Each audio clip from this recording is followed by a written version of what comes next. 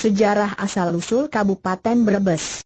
Selamat datang di berita terkini, jangan lupa subscribe, like and comment. Terdapat beberapa pendapat asal-usul nama Brebes. Pertama, mencoba menghubungkannya dengan keadaan alamiah daerah Brebes yang pada awal mulanya konon mempunyai banyak air dan sering tergenang air, bahkan ada kemungkinan masih berupa rawa-rawa. Mengingat banyak air yang merembes, yang kemudian muncullah nama Brebes, yang selanjutnya mengalami verbastering, perubahan, menjadi Brebes.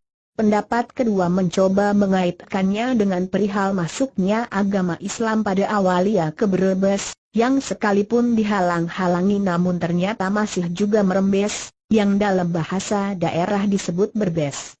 Oleh karenanya muncullah kemudian nama Berbes, yang selanjutnya berubah menjadi Brebes. Pendapat yang ketiga mencoba menerangkan asal-usul nama Brebes dari kata-kata bara dan basah. Bara artinya hamparan tanah datar yang luas, sedang basah berarti banyak mengandung air. Kedua-duanya cocok dengan keadaan daerah Brebes, yang kecuali merupakan air. Kedua-duanya cocok dengan keadaan daerah Brebes yang kecuali merupakan dataran luas, juga mengandung banyak air, karena perkataan bara diucapkan bre, sedang basah diucapkan beseh. Pada akhirnya lahirlah perkataan berbasah, yang untuk mudahnya kemudian telah berubah menjadi Brebes. Ada juga terdapat cerita yang berkaitan dengan kata yang akhirnya menjadi kota Brebes, yaitu di antaranya Selembantar Kawung terdapat gunung bernama Baribis. Dari gunung Baribis tersebut mengalir sungai Baribis yang mengalir melalui dataran bagian utara bermuara di Laut Jawa, dan setelah bergabung dengan aliran sungai-sungai yang alin merupakan sungai besar di pantai utara Jawa. Sungai Baribis ini pada zaman dulu dianggap sebagai sungai yang bertuah sama dengan angker, Jawa, dan konon sungai tersebut juga banyak buayanya. Orang-orang tua pada saat itu banyak yang melarang anak cucunya untuk datang, menyeberangi, mandi dan sebagainya di sungai tersebut. Terlebih dalam saat berperang orang tua selalu memberikan peringatan-peringatan yang melarang melangkai menyeberangi sungai tersebut. Untuk meyakinkan hal ini, MKA terungkaplah sebuah legenda tentang perang Arya Bangah dengan Ciung Wanara. Akibat menyeberangi sungai Baribis tersebut, Arya Bangah mengalami kekalahan. Dari kepercayaan akan hal tersebut, maka sungai Baribis itu dijadikan peringatan atau pepenget atau pepeling sama dengan pepali sama dengan larangan agar jangan sampai pada saat berperang melangkai sama dengan menyeberangi sungai tersebut. Karena sungai Baribis menjadi larangan dari kaum tua, maka sungai Baribis dikenal sebagai larangan, atau sungai pepali atau pemali, yang berarti pepalan atau larangan.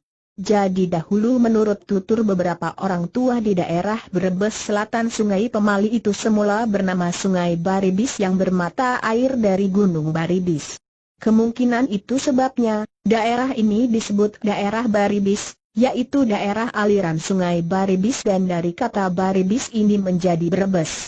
Kalau kita perhatikan dengan seksama, nama-nama tempat si Pulau Jawa ternyata merupakan cermin dari keadaan alam di sekitar masyarakat yang mendiami tempat-tempat itu dan cara berpikir mereka.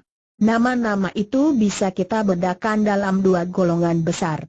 Yang pertama, yang secara spontan telah lahir dari masyarakat di kota-kota itu sendiri. Sedang yang kedua, yang dengan sengaja telah diberikan atau diperintahkan oleh suatu penguasa untuk dipakai, misalnya nama Surakarta Adiningrat, yang mula-mula telah dipergunakan oleh Sultan Pakubuana II pada tahun 1745 untuk menyebut nama-nama tempat yang 1.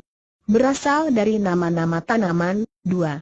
Berasal dari nama-nama binatang, 3. Berasal dari nama-nama benda tambang, 4. Berasal dari nama-nama orang, 5. Mengingatkan kita pada suatu keistimewaan topografis. Nama kota Brebes termasuk dalam kategori yang kelima.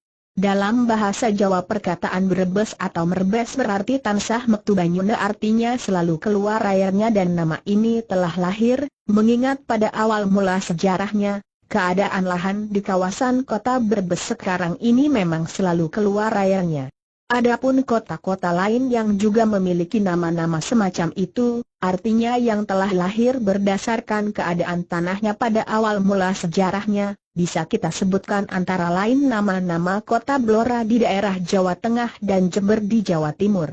Nama Blora telah muncul oleh keadaan tanah di kawasan kota itu pada mula sejarahnya memang masih berupa rawa-rawa, sesuai dengan arti perkataan Blora atau Balora, yang merupakan sebuah perkataan bahasa Jawa kuna yang berarti rawa, sedang nama kota Jember telah lahir, mengingat pada awal mula sejarahnya keadaan tanah di kawasan kota memang benar-benar Jember atau Jember, sebuah perkataan dalam bahasa Jawa berarti reget ajenes, artinya kotor dan mengandung air. Dari sumber yang dapat diketemukan, pada tahun 1640-1641, nama Brebes itu sudah mulai tercantum di dalam penulisan laporan daftar harian yang dibuat oleh Foch.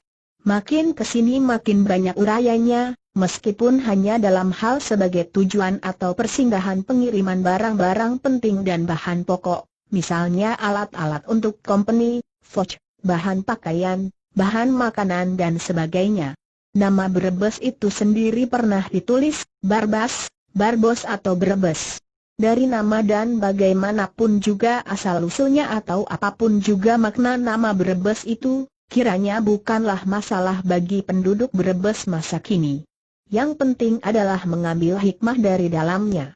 Suatu kenyataan wilayah Kabupaten Brebes dianalisa dari segi lahan tanah, curah hujan serta iklimnya, mempunyai prospek masa depan yang cerah. Segala faktor penghambatannya insya Allah akan dapat diatasi oleh generasi penerusnya. Terima kasih telah menyaksikan berita terkini. Jangan lupa subscribe, like dan komen.